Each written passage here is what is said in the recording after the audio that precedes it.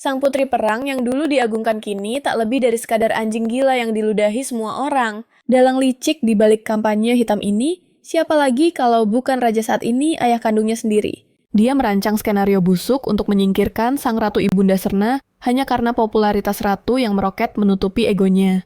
Ratu dan pangeran pertama tewas dalam perangkap maut itu, tapi putri kelima Serna berhasil lolos dari maut berkat pengorbanan kakaknya. Tapi si raja belum puas menyiksanya. Saat Serna baru menginjak usia 15 tahun, dia langsung dilempar ke medan perang yang brutal. Niat busuknya agar Serna mati konyol di utara, tapi raja salah perhitungan lagi.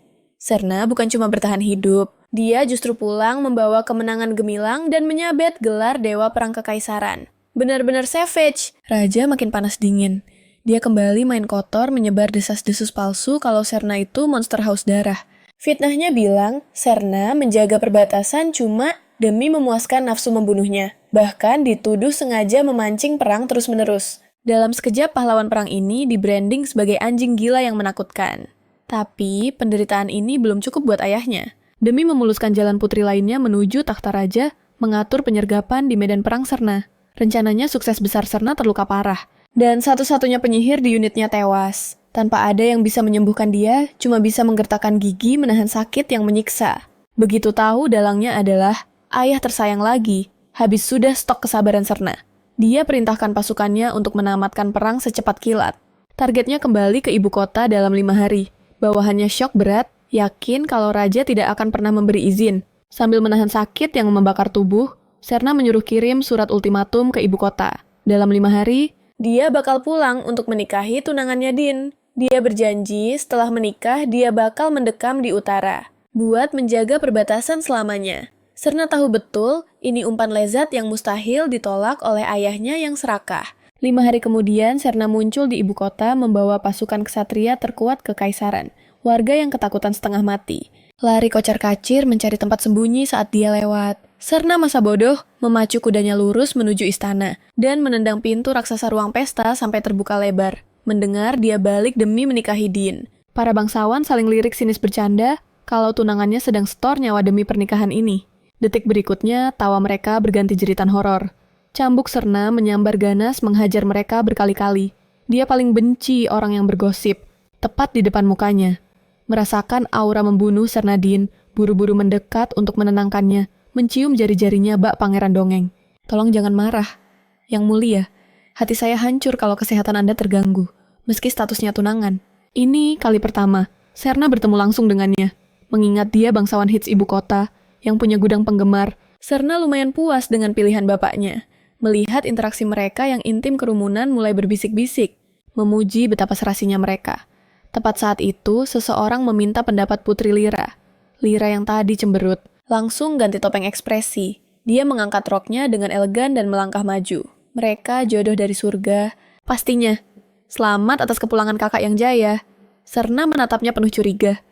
Gadis pemalu yang dia ingat dulu sudah lenyap, berganti sosok yang kelihatan hidup mewah. Tapi, Lyra punya aura gampang disetir makanya keluarga bangsawan, menganggap dia boneka sempurna untuk takhta. Setelah basa-basi Lyra pamit dengan alasan tidak enak badan, saat itulah adik angkat Serna Lami melangkah maju. Melihat adiknya yang gemoy Serna mengelus rambutnya penuh kasih sayang. Kok nggak main sama temanmu? Aku maunya sama kakak. Anak pintar kamu masih seimut yang kakak ingat. Kakak mendidikmu dengan baik ya. Din yang merasa jadi nyamuk pamit undur diri karena ada janji lain. Saat dia pergi tatapan Lami ke punggung cowok itu langsung kosong melompong. Ini kan pesta kakak goda Serna. Adik manisku bawa kado apa? Ikut aku ke ajak Lami misterius. Sambil menarik Serna ke arah taman. Baru jalan beberapa langkah. Serna mematung syok berat melihat pemandangan di depannya. Di taman adiknya sendiri sedang pelukan panas dengan tunangannya. Saling membisikkan kata-kata cinta. Wajah Serna merah, padam menahan murka. Ternyata mereka cuma akting. Barusan pasti susah banget ya. Pura-pura tadi. Lami menatap ekspresi kakaknya dengan cemas. Kak, kakak enggak apa-apa. Jelas, hancur lebur tapi Serna memaksa pasang muka tembok seolah tidak terjadi apa-apa. Saat kembali ke pesta, suasana ceria sudah ambiar. Hatinya remuk, dia menenggak alkohol, gila-gilaan, sampai mabuk parah. Lami membopongnya hati-hati ke kamar. Kenapa dia tega gini sama aku Racau Serna? Kita tunangan dari umur 8 tahun. Setelah bertahun-tahun aku anggap dia keluarga. Nggak apa-apa, mulai sekarang semua bakal baik-baik aja. Kakak masih punya aku. Lihat aku nggak bakal pernah khianatin, kakak bisik Lami lembut sambil mencium keningnya. Detik berikutnya gelombang pusing menghantam Serna. Senyum puas terukir di bibir Lami. Kakaknya mau menikah dan adik obsesifnya ini mulai panik bukan main. Malam itu menjadi saksi bisu saat dia nekat menyelinap ke peraduan Serna, menyeret situasi hingga melewati garis batas yang haram untuk dilanggar. Begitu, kelopak mata Serna terbuka. Jantungnya serasa berhenti berdetak melihat sosok pria kekar terbaring di sisinya. Pria itu menggeliat pelan bergumam dengan suara serak yang berat. Kakak sudah bangun. Serna. Sontak terduduk kaku syok. Bukan main. Ini pasti karma buruk yang sedang menimpanya. Ingatannya terlempar ke masa lalu, tepatnya 11 tahun silam saat kakak laki-lakinya membawa pulang seorang bocah asing ke rumah mereka. Bocah itu bernama Limi. Karena umur mereka tidak terpaut jauh. Sernalah yang sukarela mengambil peran mengasuhnya. Sumpah dulu, Limi itu anak yang super menggemaskan tipe adik manis yang mustahil punya niat jahat. Sejak awal radar hati Sharna sudah terkunci padanya, tapi Limi kecil saat itu pasang mode waspada tingkat dewa, cuma kakaknya satu-satunya orang yang bisa dia percaya. Tiap kali Sharna mendekat bocah itu langsung ambil langkah 1000. Tapi bukannya nyerah penolakan itu justru bikin Sharna makin gercep dan pantang mundur buat menaklukkan hatinya. Sharna terus mengekorinya setiap hari, sampai akhirnya tembok es itu mencair mengubah Limi yang tadinya antisosial, jadi sosok yang super lengket dan gak bisa jauh darinya. Sayangnya takdir bermain kejam dan fase bahagia mereka cuma seumur jagung. Tragedi pembunuhan ratu dan kakaknya meledak membuat dunia Sharna runtuh dan hancur berkeping-keping. Hanya Limi yang setia stay menemani di titik terendah itu.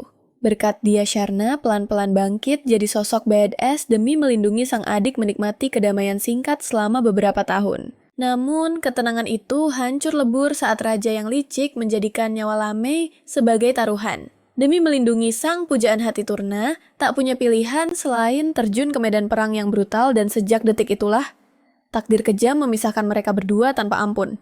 Kemarin itu harusnya jadi momen reuni yang haru, tapi Turna bener-bener gak nyangka. Niat hati pulang ketemu adik, malah gak sengaja ngubah status adik sendiri jadi suami. Plot twist macam apa ini? Wajah Turna merah padam nahan malu. Ngeliat kakaknya dihantui rasa bersalah. Lame langsung nunduk dalam-dalam masang tampang sad boy yang bikin hati teriris. Kak, please jangan nyalahin diri sendiri. Ini murni kebodohanku. Aku yang terlalu halu. Mana mungkin ini salah kakak. Turna seketika mematung saking syoknya. Detik berikutnya, air mata Lame tumpah tanpa rem. Pukul aku kak, sakitin aku aja. Aku emang bejat. Saking cintanya sama kakak aku, malah nekat ngelakuin hal yang bikin kakak ilfeel. Kakak berhak banget buat benci sama aku selamanya. Tapi aneh bin ajaib ngelihat Lame nangis kejer gitu. Turna malah ngerasa dia kelihatan cantik banget. Ngerinya ada sisi gelap di hati Turna yang justru pengen lihat pemandangan ini lebih lama. Cepat-cepat dia tepis pikiran toksik itu dan langsung nenangin adiknya dengan tulus. Udah dong nangisnya. Kamu bikin hati kakak remuk nih. Lame itu manusia favorit kakak di dunia ini. Mana bisa aku benci kamu. Asal kamu berhenti nangis, kakak janji gak bakal marah. Lame langsung raih tangan Turna digosokin ke pipinya yang basah dengan manja. Beneran dimaafin. Tapi kak, semalam kan kakak udah janji bakal ngizinin aku jadi lakinya kakak. Masih berlaku kan janjinya Turna, sempet ragu. Tapi denger rengekan kakak yang bertubi-tubi itu bikin tembok pertahanannya runtuh total. Yah, nasi sudah jadi bubur mau gimana lagi? Oke, aku bakal tanggung jawab batin Sharna, mantap. Ternyata rumor itu valid banget kalau selama ini dia cuma membesarkan bocah itu buat jadi suami masa kecilnya sendiri. Godanya dengan pipi yang merona merah padam. Tapi reaksi Lame, dia girang bukan main. Cowok itu langsung memeluk erat tubuh Sharna dan membisikkan sesuatu yang bikin hati meleleh. Mulai detik ini fix aku jadi suami masa kecilmu. Tiba-tiba, tok tok tok. Momen romantis itu hancur lebur gara-gara suara pelayan dari balik pintu. Yang mulia Viscount datang menghadap. Suruh dia nunggu di aula titah, Sharna tegas. Si Dean yang muka tembok itu ternyata berani nongol lagi. Mood Lame langsung terjun bebas. Wajahnya keruh memanggil nama Sharna dengan nada cemas. Paham kekhawatiran bocahnya Sharna mengecup pipi Lame dengan lembut sebagai penenang. Santai aja, aku nggak apa-apa kok. Kamu lanjut tidur Gih. Biar aku yang beresin hama satu itu.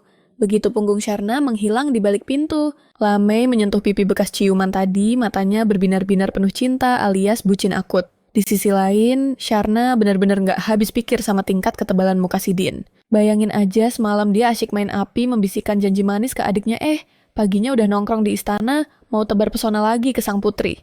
Bagi Din Putri Sharna, itu paket lengkap cantik powerful wanita idaman. Tapi, kalau dilihat dari kacamata ego laki-laki, cewek yang terlalu dominan itu red flag. Coba kalau Sharna lebih penurut dan nggak terlalu garang, pasti aku bakal setia dan perlakukan dia bak ratu pikirnya naif. Din menyodorkan sebuah kotak kue mewah ke meja. Dia dengar gosip kalau dessert dari toko kue Sinlek lagi hype banget dan jadi incaran nyonya-nyonya elit ibu kota. Sengaja dia beli buat nyogok hati sang putri. Sharna cuma menyeruput tehnya dengan anggun. Padahal, dalam hati rasanya tangan udah gatal. Pengen ngegeprek kepala si tukang selingkuh ini. Tapi, demi menjaga wibawa di depan umum, dia menahan emosinya sekuat tenaga. Kelunting cangkir teh diletakkan kembali ke tatakan dengan gerakan super elegan. Lalu, bom itu dijatuhkan dengan nada dingin, kita batalkan saja pernikahannya. Din melongo syok berat. Hah, saya bikin salah apa? Yang mulia tanyanya panik. Sharna udah malas main drama. Dia langsung skakmat cowok itu di tempat. Kejadian di taman semalam. Mataku belum buta, Din. Aku lihat semuanya. Dasar buaya darat Din masih aja ngeles sambil sok tenang. Saya sungguh tidak paham maksud pembicaraan Anda, Tuan Putri. Aku juga mencintaimu, Lira. Walau aku menikah, hatiku tetap milikmu. Sharna mengulang dialog picisan mereka semalam, kata per kata tanpa miss sedikit pun.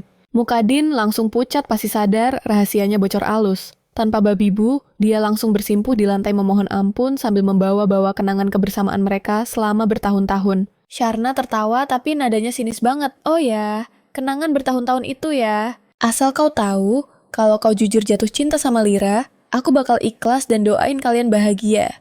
Tapi, cara kalian main kucing-kucingan di belakangku itu loh, bikin aku kelihatan kayak orang tolol beyur. Secangkir kopi panas sukses mendarat di kepala Din. Jangan pernah muncul lagi di depanku. Menyedihkan banget sih lo. Tanpa buang waktu, Sharna membalikan badan dan melenggang pergi tanpa nengok sedikit pun. Baik hatinya sama sekali nggak bergetar buat sampah kayak Din. Dia tak lebih dari sekadar batu loncatan satu-satunya tiket emas, agar sang gadis bisa kembali ke ibu kota. Dan kini saat ambisinya telah terpenuhi, pria itu benar-benar sampah tak berguna. Tapi, supaya ayahnya tidak punya celah untuk cari masalah, Sharna harus bergerak cepat mencari tunangan pengganti. Dia memutuskan menggelar pesta megah untuk seleksi suami yang sebenarnya cuma kedok untuk mendekati putra para menteri. Tujuannya jelas memenangkan aliansi keluarga mereka. Setelah mantap, Sharna langsung memerintahkan surat pembatalan pertunangannya segera dibuat. Berita kalau dia sedang cari suami baru pun langsung disebar. Tepat saat pelayannya keluar, Sharna membuka pintu dan brak. Dia hampir menabrak adiknya. Kakak serunya suaranya terdengar begitu putus asa.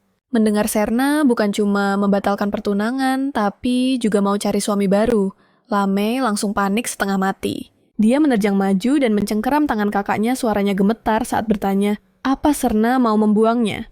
Sharna langsung mendekapnya erat. Jelas enggak dong, kakak enggak akan pernah ninggalin kamu. Tapi jawaban itu belum cukup. Lame pura-pura terluka dan menundukkan kepalanya dalam-dalam. Ini semua salahku. Kalau bukan karena asal-usulku yang rendah, kakak nggak perlu repot cari suami baru. Mendengar drama itu, Sharna dengan lembut mengangkat dagu adiknya. Tetap aku. Apa yang aku lakukan sekarang cuma strategi. Cari suami itu cuma alasan supaya kita bisa merangkul para bangsawan dan dapat dukungan mereka. Di hatiku cuma adik kecilku yang jadi prioritas utama. Nggak ada yang bisa menandingi kamu. Kak, aku takut banget kakak bakal ninggalin aku rengek Lame manja. Hati Sharna langsung luluh lantak. Dia memeluk adiknya makin erat sambil berbisik. Nggak akan, sementara itu karena posisinya di hati sang kakak sudah aman. Lame tak bisa menahan senyum licik di wajahnya.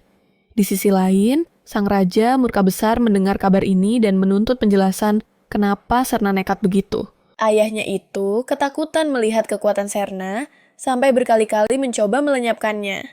Bahkan pernikahan yang diatur itu hanyalah salah satu akal bulusnya untuk menjegal Sharna mendapatkan dukungan dari para bangsawan. Diam-diam, raja membiarkan putri lainnya. Lira menggoda tunangan Sharna dengan iming-iming takhta, asalkan dia bisa menguasai pengaruh keluarga Din. Tapi Sharna sudah muak main-main. Dia membongkar skandal perselingkuhan adiknya dengan Din dan menegaskan kalau dia anti pengkhianatan.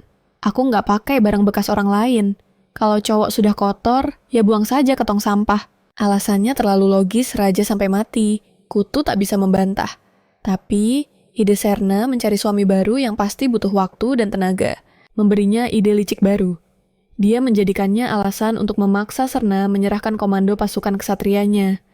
Tingkahnya persis seperti perampok, tapi dia membungkusnya dengan kata-kata manis yang sok masuk akal. Muka temboknya bikin tangan Serna gatal ingin menonjok. Tapi, kekuasaan atas para ksatria itu sebenarnya percuma buat raja. Mereka setia mati hanya pada Serna. Kalau ayahnya mau jadi bandar yang menanggung biaya tentara, Serna dengan senang hati mempersilakan. Dia menyerahkan komando itu. Meski begitu, raja masih merasa was-was. Dia bertanya pada tangan kanannya berapa umur bocah yang dibesarkan Serna. Ternyata baru 18 tahun usia yang pas untuk menikah. Pria tanpa kekuasaan atau pengaruh jelas bukan pilihan bagus buat gadis manapun.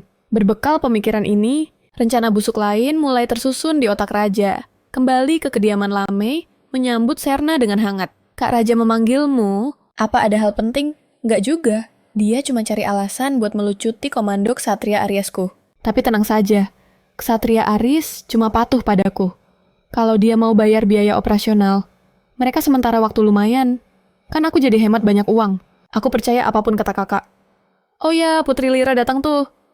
Dia sampai tak lama setelah kakak berangkat ke istana, dan sekarang menunggu di ruang tamu. Satu persatu datang terus seolah mereka sudah janjian mau mengeroyok mental Serna. Serna mulai kesal, tapi penasaran juga sandiwara apalagi yang bakal dimainkan Lira kali ini. Dia melenggang masuk ke ruang tamu dan langsung bertanya ketus apa maunya. Di luar dugaan, Lira bilang dia datang buat minta maaf. Dia berdalih kalau dia dan Din tidak pernah berniat menyakiti Serna. Dia bilang semua pria pasti pernah salah, dan tunangannya cuma melakukan kesalahan wajar laki-laki. Alasan klise lagu lama kaset kusut, dan Serna sudah muak mendengarnya. Tapi tiba-tiba mata Lira berkaca-kaca. Dia bilang, setelah Serna memutuskan pertunangan, Din baru sadar dia salah besar. Orang yang dia cintai sebenarnya cuma Serna. Semua orang bisa khilaf. Aku harap kakak bisa kasih Din kesempatan kedua. Gila, habis merebut tunangan orang tanpa rasa bersalah, dia malah menuduh Serna picik. Serna yakin adiknya ini pasti sudah sakit jiwa. Lame yang mendengar itu sudah gatal ingin memberi pelajaran. Tapi Serna cepat-cepat menahannya. Dia tersenyum penuh percaya diri auranya mendominasi ruangan. Kita nggak usah bahas dia benar-benar cinta atau tidak. Kalaupun iya terus kenapa? Aku tidak menyimpan barang cacat. Memangnya harus aku simpan buat pajangan. Dan bukannya kalian saling cinta sampai nekat mengkhianatiku. Kok sekarang malah mau dioper balik ke aku? Pertanyaan tajam itu bikin Lira bungkam. Panik Lira mencoba mencari alasan, tapi Serna langsung memotong, bilang dia sudah cukup dengar omong kosongnya. Kalau Lyra tidak tega melihat Din patah hati, mending dia sendiri yang menghiburnya. Siapa tahu Din jadi sadar betapa baiknya Lyra. Lira memasang wajah sok polos dan gagap ingin bicara lagi.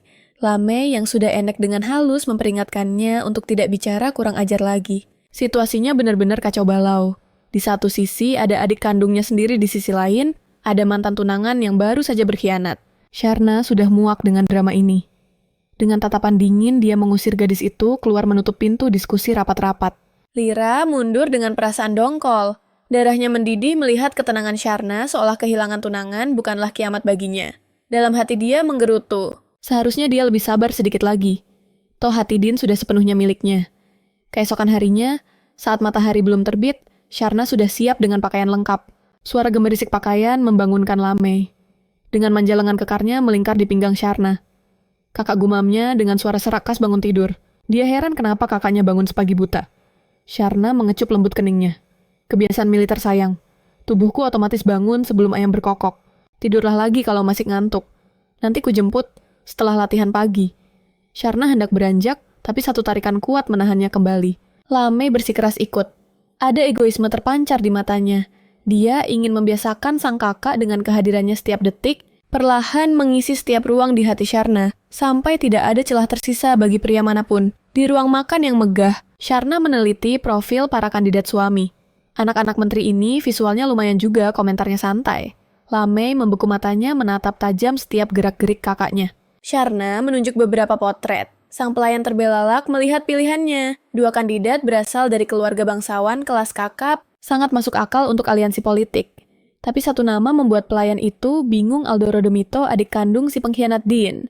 Senyum manis namun mematikan tersungging di bibir Sharna. Mantan tunanganku kabur membawa adikku. Adil dong kalau adiknya jadi ganti rugi buatku, iya kan? Alasan yang terdengar gila, tapi kalau bicara soal pernikahan ayahnya memang punya rencana licik di balik layar. Dia menggelar sandiwara megah berupa pesta perjodohan, mengundang seluruh bangsawan muda yang memenuhi syarat di ibu kota. Tapi, dengan reputasi Sharna yang mengerikan para pria itu, pasti akan lari terbirit-birit. Ini bukan pesta perjodohan. Ini panggung penghinaan publik Sharna menghempaskan diri ke sofa melirik adiknya.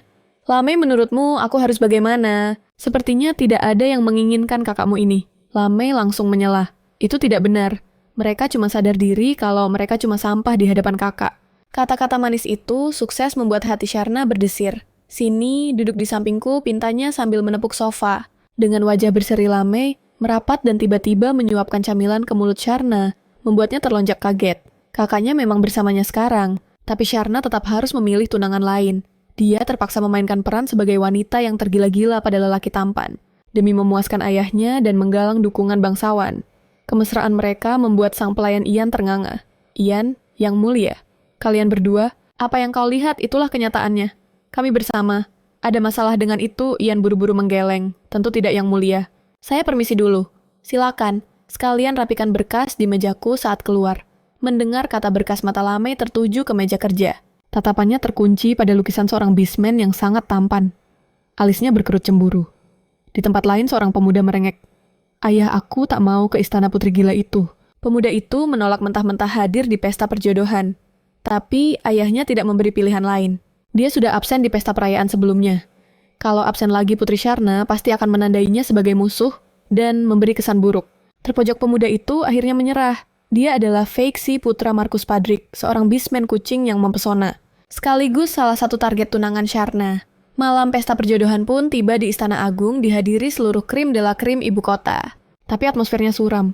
Rumor bahwa sang putri pejuang itu sakit jiwa sudah menyebar luas, menciptakan teror tersendiri. Kini, saat dia mencari suami para pria gemetar, ketakutan berdoa agar tidak terpilih. Seolah pernikahan itu adalah vonis mati. Mereka berbisik-bisik mencemooh di belakangnya. Namun begitu, Sharna melangkah masuk ruangan hening seketika. Semua mundur menjaga jarak. Sharna menatap mereka dengan geli. Hadirin sekalian, santai saja. Anggap saja rumah sendiri. Masa sih aku semenakutkan itu? Tiba-tiba, seorang bangsawan nekat maju ke depan, menuding Sharna sebagai wanita pembangkang karena berani membatalkan pertunangan titah raja. Pria lain melirik sinis ke Lamei dan mengarang cerita kalau Sharna mencampakkan Din demi pria itu. Sharna tak gentar, dia malah meladeni permainan mereka. Mereka yang menyematkan gelar putri pejuang padanya, tapi sekarang menuntutnya bersikap seperti putri dongeng yang penurut. Jangan harap dia meremas erat tangan adiknya, matanya berkilat tajam. Aku tidak tahu soal pembangkang. Tapi, kalian terlalu ikut campur urusan ranjang orang lain. Siapa yang kunikahi itu urusan pribadiku. Sharna memberi hormat dengan anggun namun mengejek. Tuan-tuan nikmati saja pestanya. Nada bicaranya penuh ancaman halus, membungkam nyali kedua pria itu yang hanya bisa melongo saat Sharna menyeret Lamei pergi. Saat pesta memanas, Sharna berdiri memantau dari balkon lantai 2, memata-matai Lira di kerumunan. Gelagat Lira aneh, matanya liar menghindari kontak mata sambil bicara. Sharna mengikuti arah pandangnya dan menemukan rahasia kecil adiknya. Cinta sejati adiknya ternyata orang lain, si putra Markus Padrik bisman kucing itu. Wah, drama ini makin seru. Sharna turun gunung dan langsung menghampiri Feixi di tengah kerumunan. Dengan sopan, Feixi membungkuk memberi salam ala ksatria. Dari jauh, wajah Lira berubah keruh melihat pemandangan itu. Dan bagi Sharna, itu adalah kepuasan tertinggi. Tanpa basa-basi sang putri langsung menarik markis muda itu ke lantai dansa faksi tak kuasa menolak dan sekejap kemudian mereka berdua sudah berputar dalam irama waltz yang memukau. Di sudut ruangan wajah Lira, pucat pasi menahan amarah, sementara aura Lamei tak kalah gelapnya. Seorang teman buru-buru berbisik panik pada Lira yang langsung beralasan sakit demi menyelamatkan muka. Dalam hatinya dia menjerit menyangkal. Tidak mungkin Markis Padrik yang tampan itu jatuh hati pada wanita gila itu. Sementara itu, sang markis malah dibuat mati kutu oleh godaan Serna. Dengan jari lentiknya, Serna mengangkat dagu pria itu, memaksanya menatap mata. Suaranya mengalun membuai bak nyanyian siren. Wajah ini benar-benar karya seni. Semakin lama, ku tatap semakin aku menginginkannya. Faksi yang tak kuat menahan pesona itu tersipu dan memalingkan wajah. Namun, belum sempat ia bernapas lega kalimat Serna. Selanjutnya, sukses membekukan darahnya. Aku akan sangat senang jika kau jadi tunanganku, ucapnya penuh percaya diri. Izinkan aku menjadi wanita yang berhak melihat ekormu. Di benua ini, ras bisman memang umum. Tapi ada satu hukum sakral ekor beastman dalam wujud manusia hanya boleh dilihat oleh belahan jiwa mereka. Kata-kata Serna bukan sekadar lamaran nekat, itu adalah serangan telak dan reaksi faksi adalah tepat seperti yang dia harapkan. Serna harus membuat ayahnya percaya kalau dia sudah bucin total pada ketampanan faksi, supaya orang tua itu lengah. Serna melenggang melewati Dean. Wajah pria itu langsung cerah mengira masih punya kesempatan dan menyapa dengan hangat, tapi Serna melewatinya seolah dia hanyalah debu. Harga diri Dean hancur lebur dan kebenciannya langsung terarah pada faksi yang selalu mengalahkannya selama bertahun-tahun. Dan sekarang mau merebut wanitanya dendam itu begitu nyata di udara. Namun Serna tak peduli langkahnya perlahan menuju Lamei. Lamei, maaf membuatmu menunggu. Sama sekali tidak. Aku rela menunggumu seumur hidupku, kakak. Jawaban itu membuat Serna tersenyum luluh. Tangan halusnya membelai wajah pemuda itu. Dia adik yang sangat manis. Hati Serna perih membayangkan penderitaan yang harus ditanggung Lamei di ibu kota yang kejam ini. Lamei menggesekkan pipinya manja ke telapak tangan Serna. Semua tak masalah asalkan kakak selalu mengingatku. Satu-satunya ketakutanku adalah jika kau membuangku. Yang lain tidak penting. Lalu dia mengecup punggung tangan Serna dengan penuh pemujaan. Serna tertegun melihat devosi yang begitu dalam. Lamei yang sadar aksinya mungkin berlebihan buru-buru meminta maaf. Tapi Serna malah mencondongkan tubuh dan menciumnya adik semanis ini pantas dapat hadiah. Para tamu yang melihat adegan itu melongo tak percaya. Baru saja, Serna mengejar-ngejar Markis Patrick. Detik berikutnya, dia malah bermesraan tanpa malu. Dengan adik asuhnya sendiri skandal. Ini benar-benar gila bisik mereka heboh. Serna masa bodoh. Dia menembakkan tatapan tajam mematikan yang seketika membungkam mulut mereka. Dia berbisik pada Lamei untuk mengabaikan. Kumpulan tukang gosip itu. Mereka cuma iri karena kamu begitu baik padaku. Sambil tertawa renyah, Serna menarik Lamei ke lantai dansa. Tepat saat itu, sosok tampan lain memasuki aula. Lihat itu, Tuan Muda Ivanovich. Seru seseorang. Slow cucu Duke Ivanovich menatap kemesraan kakak adik itu dengan sorot mata penuh cemburu. Jika Lamei bisa mendapatkan hati Serna, mungkin dia juga punya harapan. Dikumpulkannya segenap nyali untuk mendekat. Slow sudah lama sekali. Salam yang mulia. Kakek saya sempat sakit beberapa hari lalu. Jadi, saya harus merawatnya. Saya sangat menyesal tidak bisa menghadiri perayaan sebelumnya. Mohon maafkan saya. Serna menatap Slow dengan perasaan campur aduk. Bagaimanapun, pria ini adalah teman masa kecilnya. Kontras dengan itu, ekspresi Lamei berubah keruh. Cengkeramannya di tangan Serna mengeras, namun Serna yang tidak peka akan kecemburuan adiknya. Malah tersenyum manis pada Slow. Tak perlu kaku begitu Slow. Apa Duke sudah baikan? Aku akan cari waktu untuk menjenguknya. Tatapan Slow jatuh pada tautan tangan mereka. Kilatan kecewa sempat melintas di matanya sebelum ia menyembunyikannya. Anda terlalu baik. Yang mulia, kakek sudah pulih. Ngomong-ngomong, saya dengar pertunangan Anda dengan Rodamito sudah berakhir. Para bangsawan sibuk membicarakan siapa suami Anda selanjutnya. Bolehkah saya mengajukan diri sebagai kandidat? Serna tak menganggapnya serius mengira Slow hanya berusaha menyelamatkannya dari rasa malu karena tak ada pelamar. Slow jangan bercanda tegurnya. Tapi pria itu bersikeras ingin memesan tempat di hati sang putri. Baiklah, Serna tertawa kecil sambil menutup mulutnya. Asal kau tidak takut reputasimu hancur gara-gara aku. Jangan menangis nanti ya. Keduanya berbincang riang tak menyadari wajah Lamei, yang semakin lama semakin gelap gulita. Kilatan hasrat membunuh terpancar dari matanya. Slow sempat terkejut setengah mati, tapi saat menatap ulang, Lamei sudah kembali memasang wajah polos tak berdosa. Dia pikir dia cuma berkhayal. Ada apa, tanya Serna, bingung melihat tingkah mereka. Slow menggeleng yakin dia salah lihat. Tidak apa-apa. Padahal, di sebelahnya meski Lamei terlihat tenang, batinnya mendidih. Tangannya di balik punggung, bergetar menahan hasrat untuk menghabisi saingannya. Untungnya Serna tak berlama-lama dengan Slow, dan bersiap pergi bersama Lamei. Tapi sial, satu lagi pengganggu muncul. Dean tiba-tiba menyerobot dan menghalangi jalan mereka. Kesabaran Serna sudah setipis tisu. Dean tak peduli dengan wajah kesal Serna dan berkata, "Yang mulia, maafkan kelancangan saya. Tapi, ada hal krusial yang harus saya bicarakan. Bisakah kita bicara empat mata pria ini benar-benar keras kepala?" Serna mendengus kesal. Dean mendesak, matanya melotot panik seolah dunia mau kiamat. "Yang mulia harus sekarang, ini soal nasib tahta kerajaan." Yakin mau spill rahasia di tempat terbuka gini, Charna speechless lihat kebodohannya. Dia noleh ke Lamei. "Kamu balik duluan, Gih." Lamei adik yang pengertian banget senyum manis. Apapun buat kakak. Sekejap kemudian mereka udah pindah ke taman privat yang sepi. Charna udah muak buang waktu sama si tukang selingkuh ini. Oke, buruan. Mau ngomong apa lo? Nggak usah basa-basi. Pikirin lagi soal lamaranku. Kamu nggak rela kan dukungan keluarga Rodamito jatuh ke tangan Lira. Dan aku nggak percaya sedetik pun kalau kamu nggak nafsu sama tahta itu. Charna naik alis. Oh ya, maksud lo? Lo lagi jualan dukungan nih. Bukannya lo bucin mati sama Lira, sampai rela berkorban nyawa. Nikahin aku buat bantu dia. Enggak, itu cuma taktik buat nipu dia doang. Sumpah di hatiku. Cuma ada yang mulia. Tolong maafin aku kali ini aja. Charna melongo gagal paham total sama logika cowok ini. Isi otaknya gimana sih? Siapa juga yang mau mengut balik sampah yang udah dibuang ke tempat pembuangan akhir? Masalahnya, gue udah ilfeel sama lo cibir Charna pedas tanpa filter. Dibanding cowok-cowok ganteng lain, ya... muka lo tuh pas-pasan banget. B aja. Din panik setengah mati. Tapi, aku tawarkan power, bukan cuma tampang. Aku beda dari mereka. Din ngemis-ngemis putus asa. Charna males ladenin drama ini langsung balik badan. Sorry, gue cuma butuh cowok visual dewa. Nggak butuh bantuan lo. Kalau perlu gue rebut paksa apa yang gue mau. Pas Charna jalan pergi, Din teriak histeris. Bukan gitu maksudnya. Kamu paham kan? Charna mendengus bodo amat. Sana curhat sama Lira.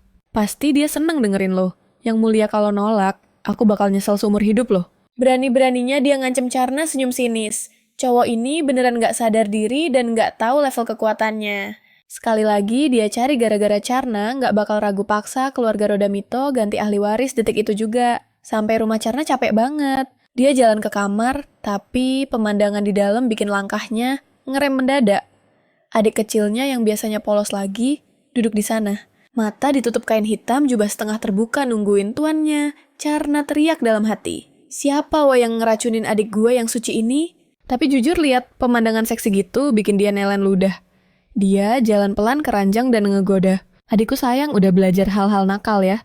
Kaget Lame mau buru-buru buka penutup matanya, takut kakaknya jijik. Tapi Charna langsung dorong dia rebah ke kasur. Gue suka banget kok. Dan malam itu jadi liar penuh gairah. Charna bangun duluan pas langit masih gelap.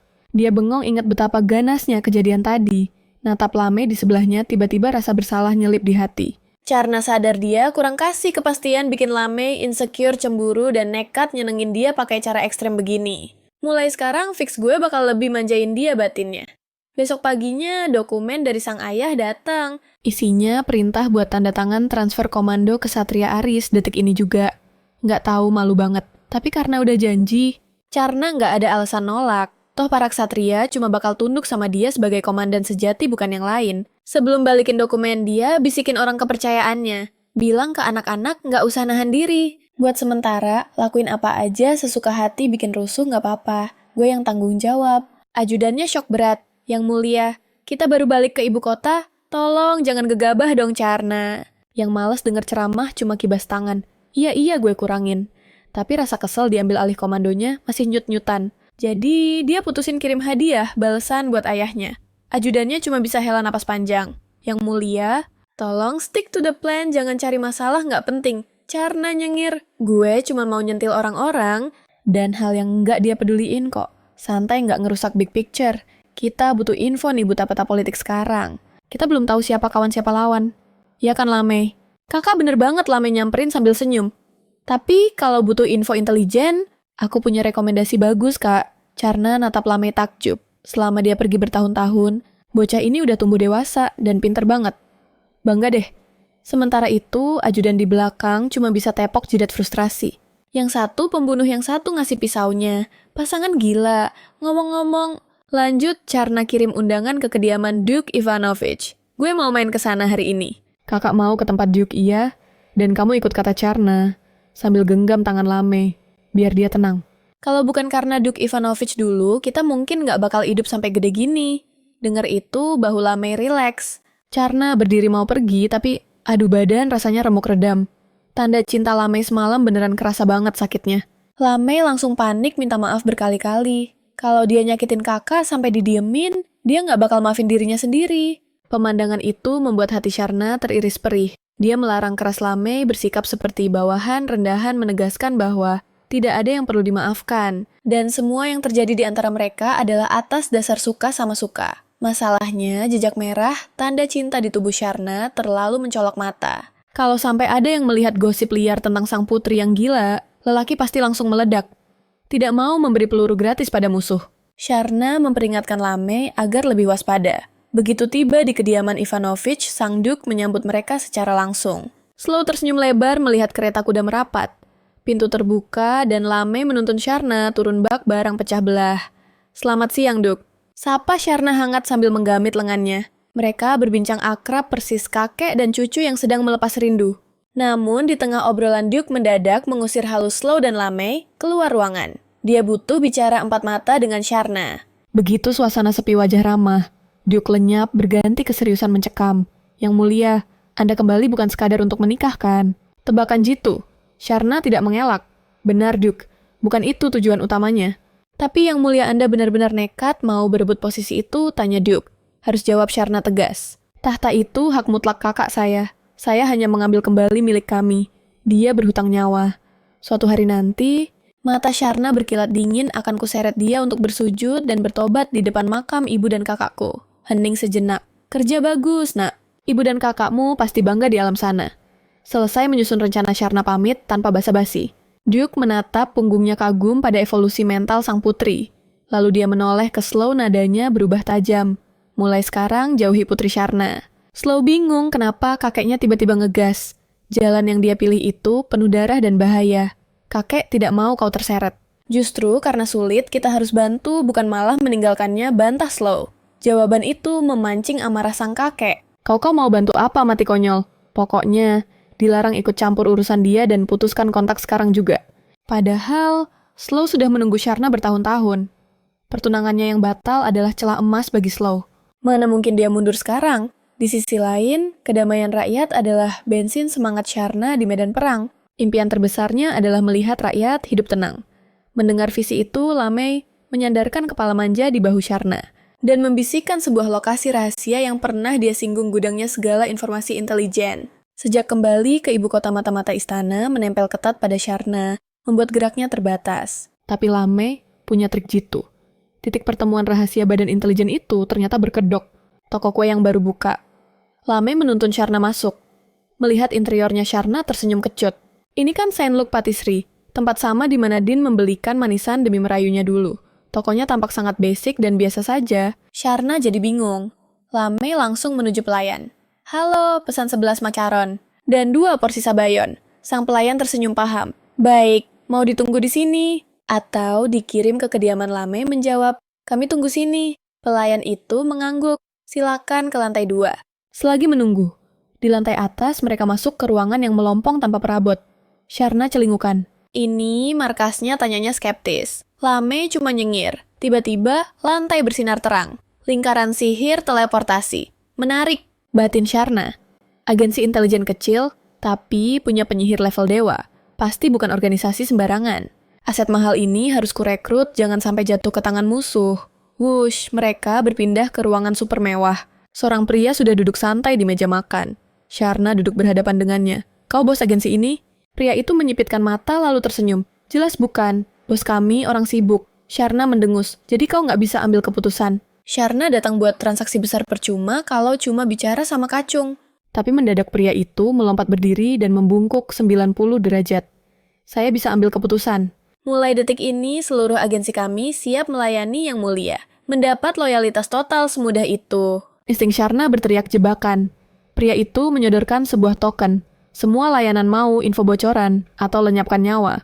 "Kami siap eksekusi." Sharna menyambar token itu dengan puas. Jebakan atau bukan, dia nggak takut.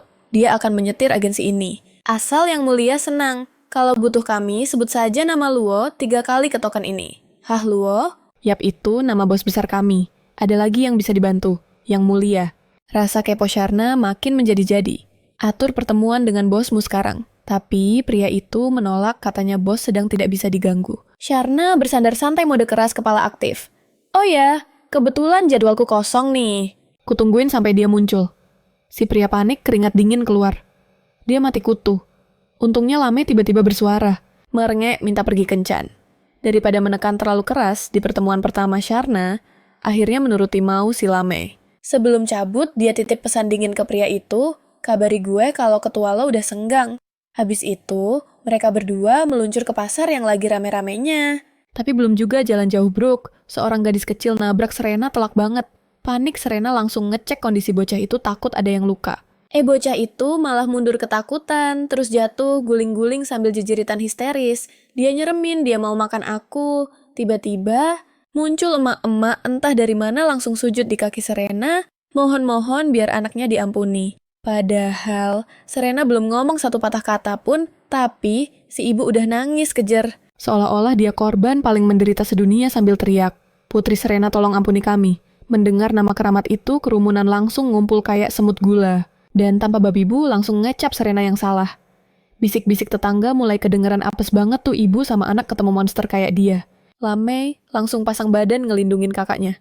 Tapi Serena dengan tenang nahan tangan Lamei, terus natap tajam wanita yang masih drama di tanah itu. Daripada cuma sujud-sujud nggak jelas, mending lo cek anak lo luka apa nggak. Kalau ada apa-apa datang ke kediaman putri kelima dan minta ganti rugi sama pelayan di sana. Tapi Serena ngerasa ada yang janggal. Dia udah bertahun-tahun nggak injak ibu kota. Kok bisa mereka langsung ngenalin wajahnya dan acting ketakutan gitu? Ini jelas skenario basi buat bikin image dia makin hancur di depan umum. Memperkuat branding dia sebagai monster haus darah. Untungnya Serena bukan cewek bodoh. Dia milih buat ngeredamin situasi daripada meledak marah. Tapi Lamei yang justru mendidih darahnya, nggak terima nama kakaknya diinjak-injak begini. Serena ngejelasin dengan santai, reputasi gue emang udah hancur. Kalau dia ngamuk dan main tangkap, dia bakal masuk jebakan musuh bulat-bulat. Lagian, ibu dan anak itu gemetaran beneran. Rasa takut mereka itu asli, bukan acting semata. Image buruk nggak bakal hilang dalam semalam. Baru juga mikir gitu, biur seember, air kotor melayang dari arah kerumunan. Refleks kilat, Serena narik Lamei ngehindar. Belum sempet dia bales, si pelaku penyiram air udah jatuh berlutut duluan. Minta ampun, polanya sama persis. Mata Serena nyapu sekeliling nyari dalang di balik drama murahan ini. Tapi nihil. Kesabaran Serena abis gara-gara provokasi murahan ini. Dia langsung merintahin pengawal tangkap orang itu. Gue curiga dia mau nyoba ngebunuh gue. Seret semua orang yang pernah kontak sama dia beberapa hari terakhir buat diinterogasi. Sambil ngasih kode rahasia ke satu pengawal buat tugas lain, Serena bawa pria itu buat diperiksa. Tapi meski udah diancam dan disogok, mulut pria itu terkunci rapat. Serena nggak gentar. Dia nyuruh pria itu berlutut sampai mau ngaku. Nggak lama, seorang pengawal lari tergesa-gesa masuk. Yang mulia otak dibalik ini udah ketangkap. Jalan-jalan hari ini beneran kacau balau, penuh jebakan Batman. Mood hancur, tapi nggak rugi-rugi amat sih. Dia sempat lihat si manusia buas Marquez Patrick. Ternyata visualnya nggak main-main ganteng banget dan punya kebaikan yang langka di kalangan bangsawan. Serena bertekad harus bisa narik dia ke kubunya. Pas balik ke istana si raja tua yang nyebelin itu, ternyata udah mulai berulah lagi. Dia ngirim beberapa pelayan baru yang jelas-jelas mata-mata. Tanpa basa-basi, Serena nolak mentah-mentah. Balikin mereka ke asalnya. Para pelayan yang tadinya pede, abis sekarang langsung gemeteran ketakutan. Serena buang topeng ramahnya. "Kalian dari keluarga mana?" tanyanya dingin. Mereka kicep nggak berani ngomong. Bisu semua. Suara Serena makin nyayat hati. Saya sana... Dari keluarga Haber, salah satu dari mereka akhirnya gagap ngaku. Serena paling anti sama orang plan-plan, dan dia yakin bapaknya nggak mungkin kirim mata-mata ecek-ecek. Pulangin 2 sisanya perintahnya buat ngetes mental.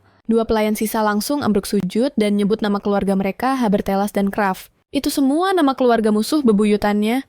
Udah gue bilang balikin semua. Gue nggak butuh pelayan ulang. Serena tegas, tapi dipulangin. Setelah dipersembahkan itu, aib besar mereka bakal dibuang dari keluarga. Mereka nangis-nangis, mohon biar nggak dipecat. Serena senyum licik dalam hati. Dia ngaku kalau kediamannya miskin banget buat ngegaji banyak orang, sengaja mau lihat seberapa nekat mereka.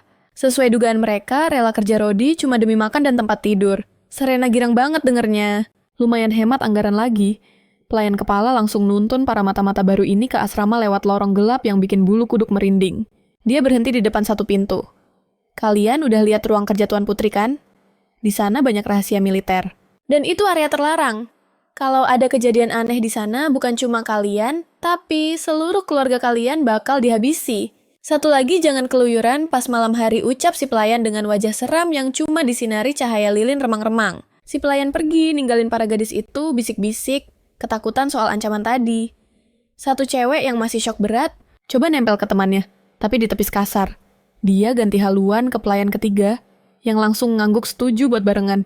Padahal dalam hati mikir, bocah polos gini gampang banget gue manfaatin nanti. Sementara itu, Serena lagi sibuk-sibuknya kerja. Tiba-tiba, datang undangan makan malam keluarga dari raja. Pengawal pribadinya ngingetin kalau waktunya udah mepet. Serena sebenarnya males banget basa-basi, tapi karena labelnya acara keluarga, mau nggak mau dia harus nongol.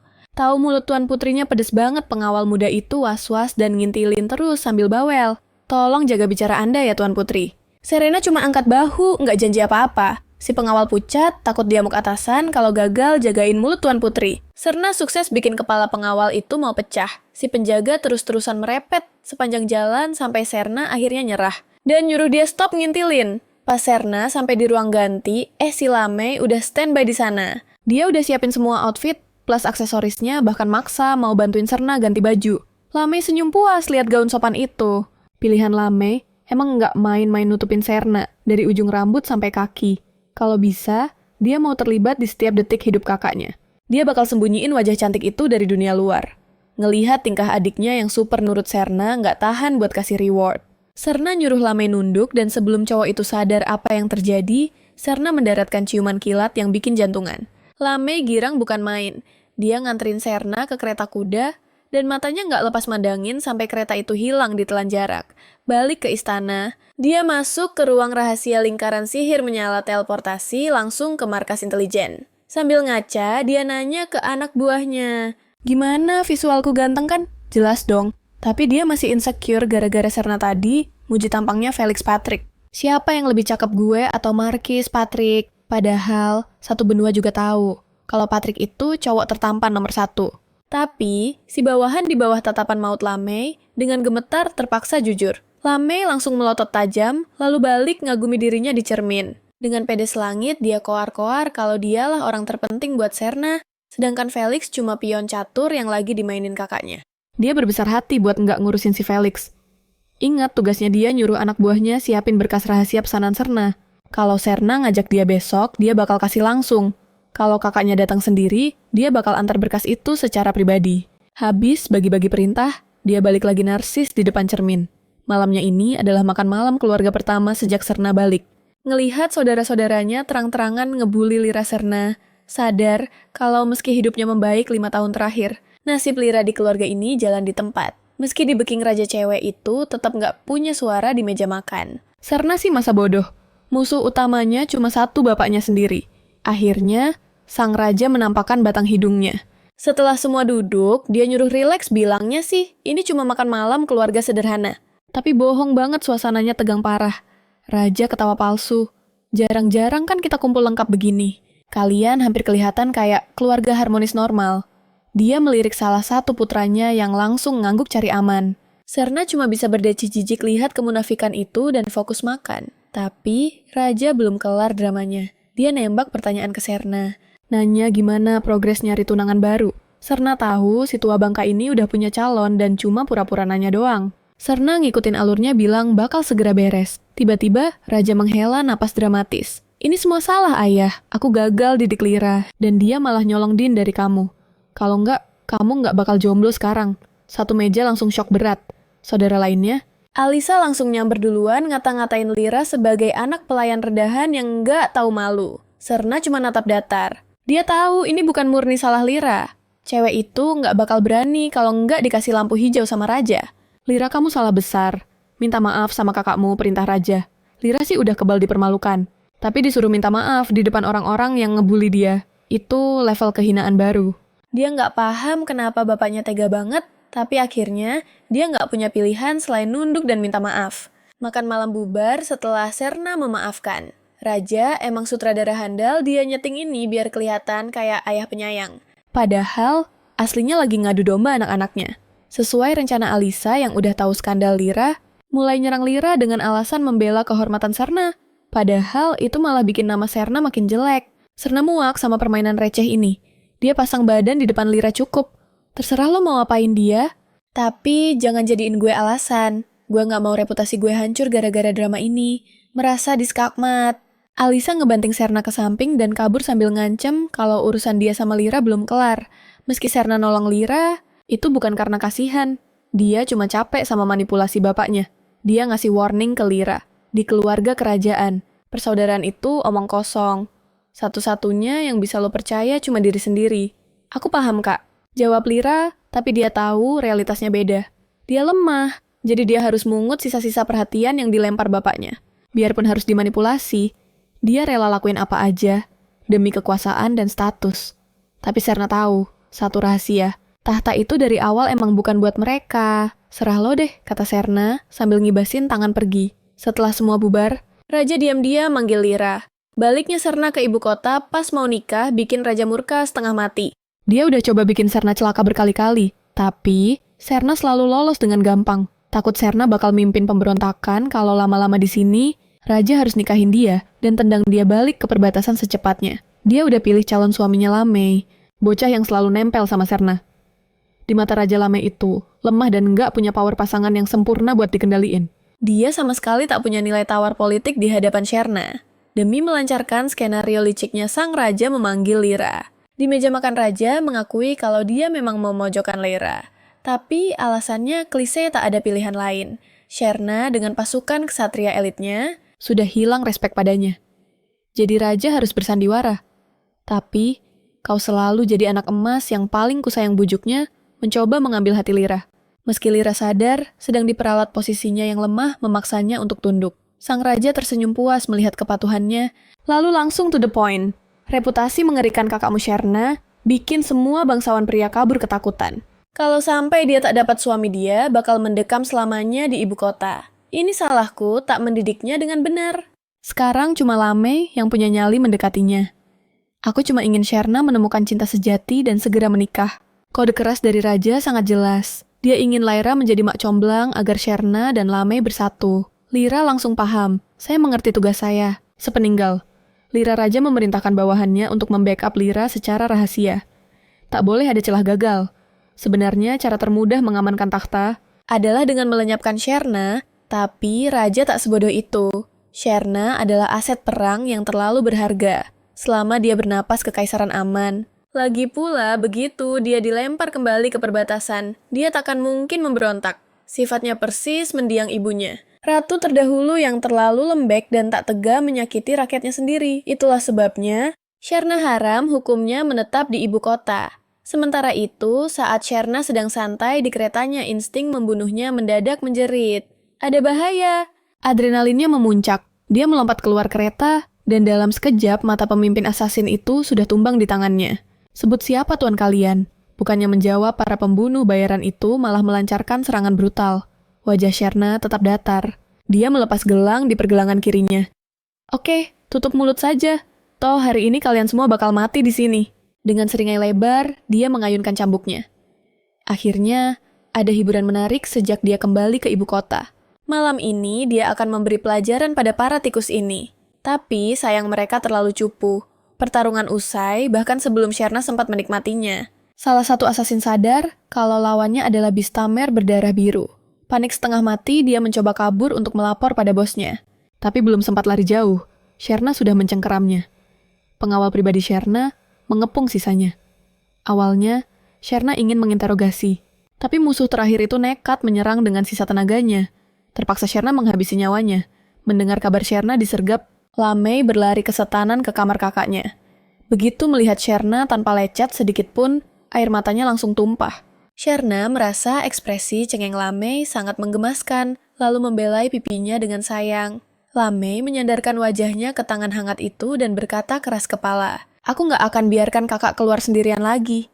Mulai sekarang, aku tempel terus. Kalau ada bahaya aku yang maju." Sherna tidak suka mendengarnya. Lamei adalah satu-satunya keluarga yang tersisa. Dia cukup kuat menjaga diri sendiri, dan tak butuh Lamei menyetor nyawa demi dirinya. Kalau Lamei terluka, Sherna takkan bisa memaafkan dirinya sendiri. Dia menegaskan tak butuh perlindungan, dan berjanji akan lebih waspada. Tapi tatapan Lamei serius. Dia merasa cukup kuat untuk melindungi kakaknya.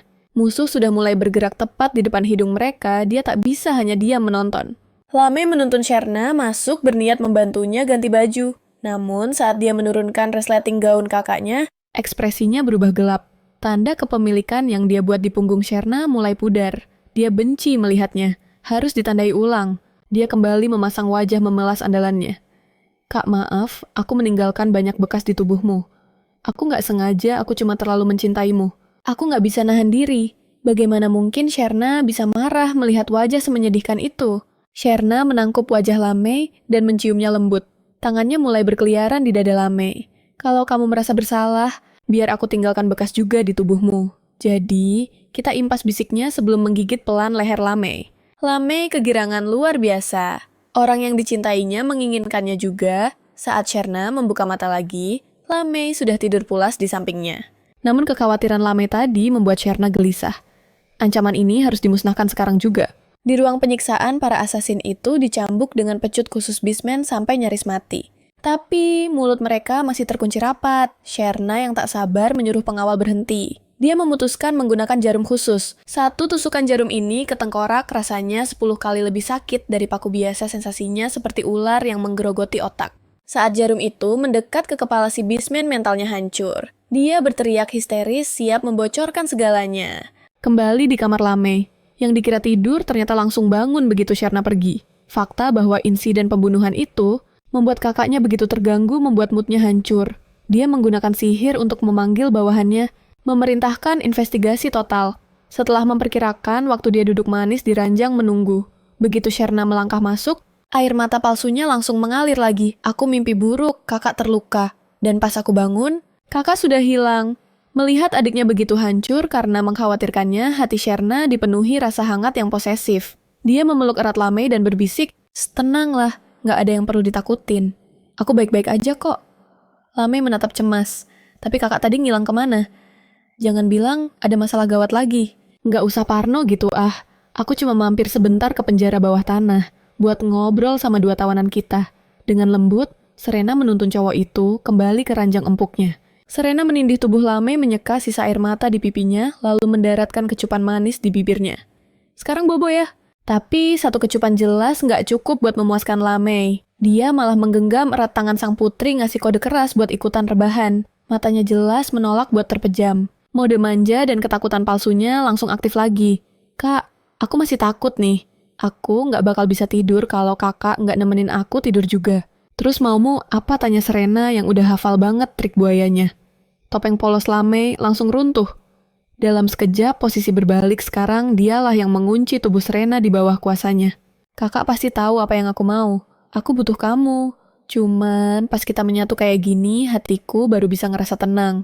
Malam itu pun kembali membara oleh hasrat mereka yang meledak-ledak. Keesokan harinya, suasana berubah drastis, mereka duduk santai menikmati teh hangat di taman yang asri. Serena benar-benar menikmati sore yang damai itu, sebuah kemewahan langka yang nggak pernah dia rasain selama bertugas di perbatasan. Tiba-tiba, salah satu pelayan barunya Amy diseret menghadap sang putri. Insting tajam Serena langsung menyala.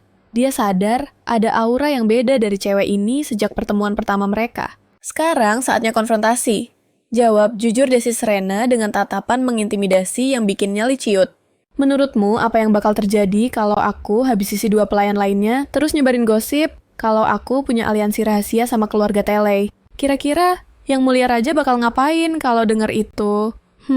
Pasti bakal timbul benih kecurigaan besar antara Raja dan keluarga Tele kan?" Dan boom tamatlah riwayat keluarga Amy. Cewek itu sadar satu-satunya tiket buat tetap hidup cuma dengan bersumpah setia ke sang putri sekarang juga. Tanpa babi Bu Ami langsung jatuh berlutut memohon ampun demi nyawanya. Serena tersenyum puas melihat reaksi itu. "Bangunlah, perintahnya dingin." Mengakhiri lelucon sadisnya, barusan dia menambahkan, "Nggak bakal ada orang lain yang tahu soal kejadian hari ini." Urusan pelayan kelar, Serena langsung ganti fokus. Paket misterius yang dikirim orangnya ke kediaman keluarga Heber harusnya udah mendarat sekarang. Dia udah nggak sabar nunggu langkah apa yang bakal diambil sang Count. Di sisi lain, wajah Count Heber pucat pasi saat menatap kotak itu dengan tatapan horor. Begitu tahu paket itu berasal dari kediaman Putri Serena, kakinya langsung lemas ambruk ke kursi dengan napas memburu karena panik setengah mati.